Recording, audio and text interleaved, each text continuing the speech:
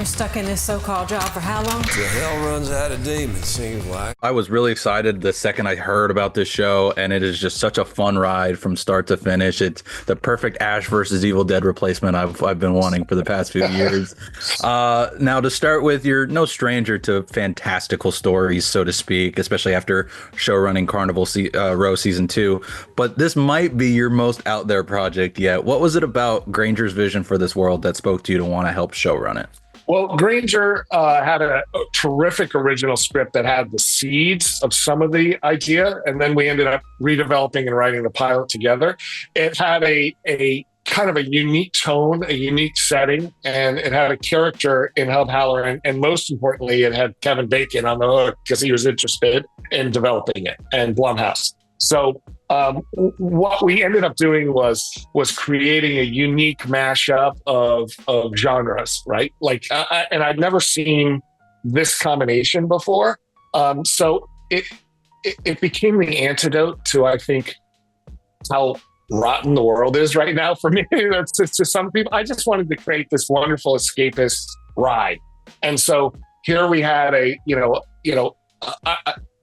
the chance to do an original laugh out loud, scream out loud mashup where you really don't know what you're going to get, but you know it's going to have heart, you know it's going to have family dramedy, it's going to have great music, and it's going to have Kevin Bacon plunging chainsaws through the demonic spaces, right? Like, what's not to love? There's certainly something for everybody in this show. And that image, I just love that scene in general, but that image is definitely going to stick with me for a while. So you talk about that unique tone, and I did want to ask, I mean, this show does so well to set itself apart from, like I mentioned, Ash vs. Evil Dead or even Supernatural, where it doesn't feel like it's a case of the week, monster of the week thing. It feels like there's something, it really feels more focused on the characters than anything else. What was it like finding that balance in the writer's room? Figuring out the elements of the long form kind of demonic mystery and how things would tie together. Like, this is a serialized show, and following, the multi-level and multi-layered character narratives across the season was the focus. Yes, there is a procedural engine in terms of Kevin or Hub Halloran is hunting demons, right? But there's larger purpose to it, and how that reflects back on him and what that means about his second chance at life.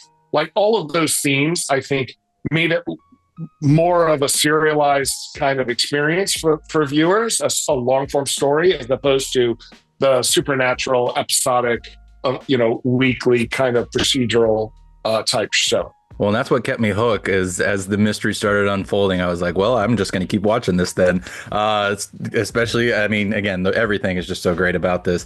So talking about Hub's second chance at life, though, I am curious, the show ends, without going into spoilers, the show ends on a pretty interesting note. Are there hopes and talks about a season 2 coming after this?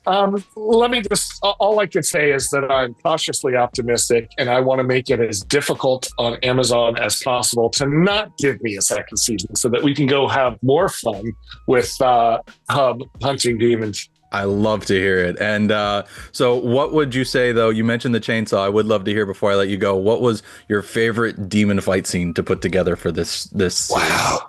I mean, there are quite a few. I think, there's a terrific one when the demons come home with Hub, and there's another one where he's fighting a demonic cheerleader underwater, which Kevin did a lot of the stunts for himself, and he's a badass, and I don't think I can hold my breath that long, but that one is a really great sequence.